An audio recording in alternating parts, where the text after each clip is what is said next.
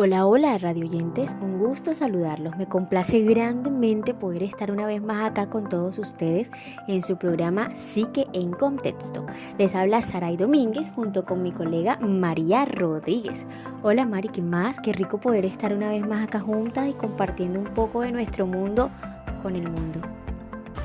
Hola Saray, para mí también es un gusto poder compartir una vez más contigo por este medio y poder hablarles a nuestros queridos oyentes. Bienvenidos a Psique en Contexto. Estén atentos porque lo que se viene hoy está buenísimo.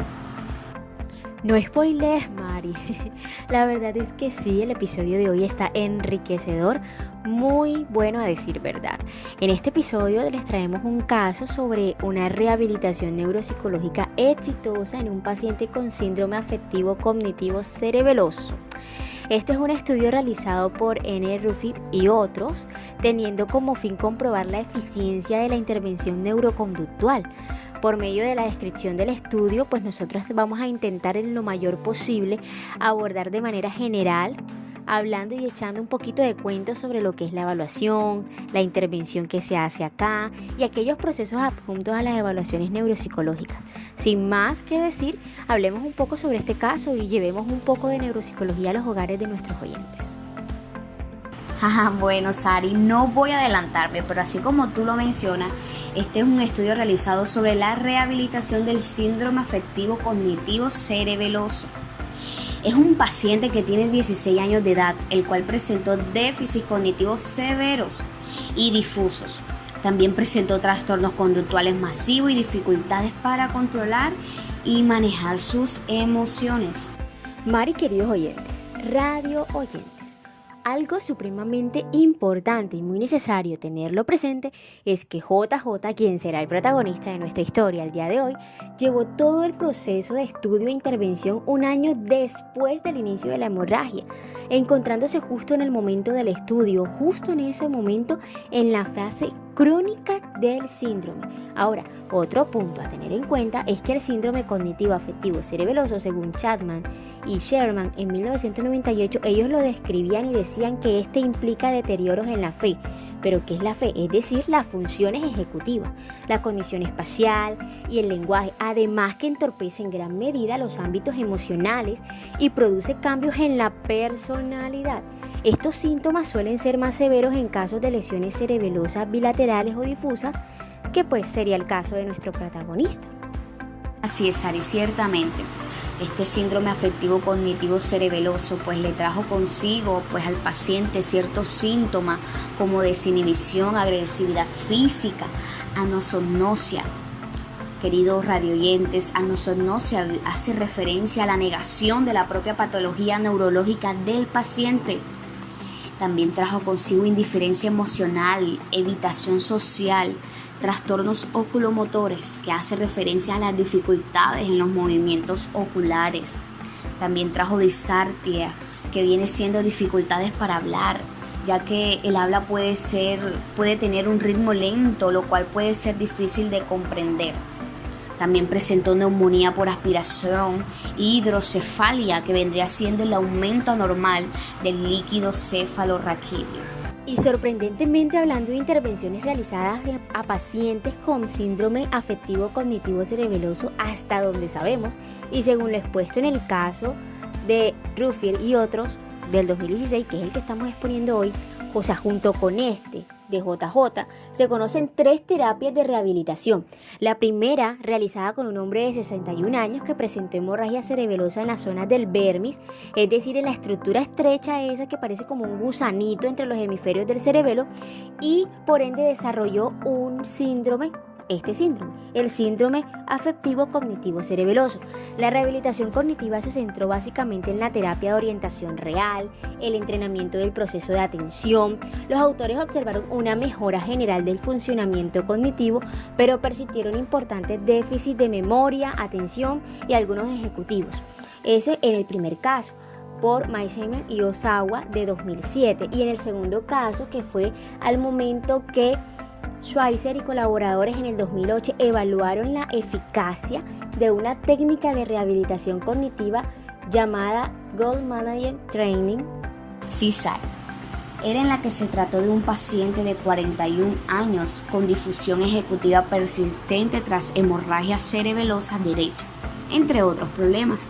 El paciente se quejaba de un procesamiento de información más lento y dificultades con la planificación diaria, lo que le impedía regresar al trabajo, pero que después de 7 sesiones semanales de 2 horas utilizando la técnica GMT, que quiere decir Goal Manager Training, los autores observaron ganancias modestas, pero significativas en áreas específicamente dirigidas a la rehabilitación. Así como lo oyen, queridos oyentes, los beneficios se mantuvieron en el seguimiento a largo plazo y el paciente pudo volver a ejercer su profesión.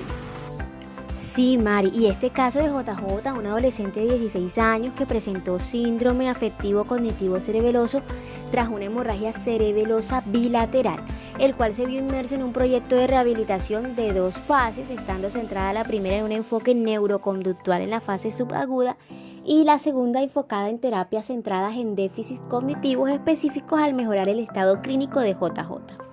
En el 2011, luego de presentar un dolor de cabeza agudo y pérdida progresiva del conocimiento, el paciente fue trasladado a urgencia, donde por medio de una tomografía computarizada se revela que tenía una hemorragia cerebelosa bilateral, por lo que fue sometido a un drenaje ventricular con el fin de evacuar el hematoma. Ahora, la medida de tendencia funcional de JJ, que esto es sorprendente y hay que tenerlo en cuenta, radioyentes, al momento de ingresar al centro de rehabilitación era de 37/126, Mari. Debido a que los trastornos de conducta de JJ eran tan graves en un inicio, no se pudo continuar con la terapia, ya que ni siquiera los psicofármacos, como por ejemplo antidepresivos, entre muchísimos otros que se usaron, no estaban haciendo ningún tipo de efecto en él, por lo que la rehabilitación se orientó hacia la regulación de los trastornos de conducta, estableciendo un enfoque conductual transdisciplinario en 2 fases, Las cuales estaremos hablando en instantes, queridos oyentes. Pero también queremos resaltar esas pruebas neuropsicológicas que se le aplicaron al paciente. Y una de esas pruebas fueron la fluidez semántica. También se le aplicó la prueba de praxia ideomotora. También se le aplicaron la prueba de Boston de denominación, se aplicó la prueba de memoria auditivo verbal a corto plazo, se aplicó la prueba de Strun para medir atención sostenida, se aplicó la prueba de WIS, entre otras, que demostraron déficit severo en la atención sostenida y dividida. También demostraron déficit en la velocidad del procesamiento, también demostraron déficit en las funciones ejecutivas. También demostraron déficit en el lenguaje, como en búsqueda de palabras y las parafasias. Esta fue la primera fase. Pero en esta primera fase también médicos intervinieron. Ellos realizaron una tabla descriptiva de los principales comportamientos problemáticos del paciente, que fueron agresividad verbal, incontinencia de orina, negarse a tomar una ducha, entre muchas cosas. En la segunda fase se opta por colocar un tablero de emulación, un tablero de imitación, basado en 3 comportamientos problemáticos específicos, con el objetivo de que JJ tomara las terapias voluntariamente y poco a poco lograra alcanzar las metas establecidas previamente en cuanto a sus conductas problemas. Ahora, entonces la idea era que, como JJ le apasionaba el fútbol, a medida de que JJ cumpliese uno de los objetivos planteados, el jugador avanzaba un paso, así hasta llegar a 30 pasos y anotar un gol. Dichas instrucciones estaban descritas en la pizarra. Ahora hay que aclarar y de pronto colocar como punto de que la inclusión del paciente en el proceso del desarrollo del tablero de emulación fue fundamental, ya que le permitió apropiarse del sistema y probablemente facilitó su aceptación en cuanto a las sesiones de terapia. Queridos oyentes, esto se hacía hasta la ausencia de la conducta problema. Cuando dicho comportamiento problema no se observara por una semana, se iba a reemplazar por otra conducta problema. Lo mejor de todo esto, queridos oyentes, es que simultáneamente el paciente llegó a participar activamente en todas las sesiones de terapia, hasta el punto de pedir por sí mismo que el tablero lo quitase, ya que no necesitaba de él para estar activo en sus terapias. Radio oyentes, en ese orden cada terapia fue aumentando en frecuencia y duración progresivamente al punto de dar diariamente sesiones de hasta 45 minutos. Luego de haber logrado gran parte en el comportamiento, los profesionales se centraron en la rehabilitación cognitiva, abarcando 5 dominios específicos, como lo son las funciones ejecutivas en cuanto al cambio, inhibición cognitiva y planificación, como con ejercicios de fluidez verbal, juegos de cambios de cartas, secuencias visuales de historia, planificaciones en internet, como por ejemplo elaborar un plan con diferentes costos y plazos para organizar un viaje al extranjero con su familia. También se trabajó en cuanto a la atención sostenida y dividida y la velocidad de procesamiento, como tareas computarizadas y con ejercicios de papel y lápiz. En cuanto a la memoria anterograda, que fue la tercera parte que se trabajó en cuanto a la cognición, se trabajó lo que fue el aprendizaje de los nombres en cuanto a las caras de los terapeutas, el resumen de textos leídos, ejercicios también de papel y lápiz, etc. En cuanto a la aritmética mental, se trabajaron con tareas informáticas y ejercicios de conteo, de secuencias. Y en cuanto a la terapia del habla, se trabajó puntualmente para la disartria, que es como la articulación de sonidos, ¿cierto? Entonces, se trabajó el aumento de la velocidad del movimiento de la lengua, ejercicios de coordinación respiratoria, lectura y repetición de material complejo, entre muchas otras cosas, como ejercicios de canto para modificar su voz monótona. Bueno, queridos oyentes, ahora vamos a hablarles sobre los resultados positivos. Después de 2 meses de rehabilitación cognitiva intensiva, se realizaron 44 secciones, así como lo oyen, 44 secciones. Se observaron una mejora significativa en la función ejecutiva, en la atención, en la memoria, en la velocidad de procesamiento mental y la aritmética mental. También vemos que el funcionamiento intelectual global fue evaluado por el WIS, donde mostró un coeficiente intelectual de la escala completa en un promedio bajo. También el índice de velocidad de procesamiento fue notablemente más bajo, de 66, que los otros índices. El índice de comprensión verbal fue de 99, el índice de razonamiento perceptivo fue de 82, el índice de memoria de trabajo fue de 103. Este avance también se observó en las actividades de la vida diaria, ya que pudo, por ejemplo, gestionar su planificación diaria y asistir puntualmente a las sesiones de terapia. A pesar de estos resultados positivos que menciona Mari, pues también las dificultades cognitivas leves a moderadas permanecieron en los siguientes dominios, como memoria verbal y visoespacial, funciones ejecutivas, de atención, como en la velocidad de procesamiento, atención sostenida y dividida, la organización visoespacial y destreza manual. Un periodo de 9 meses de amnesia persistió después de la hemorragia. La velocidad de escritura mejoró mucho, pero no alcanzó el rendimiento normal y persistió la dificultad para la articulación de los sonidos discretamente.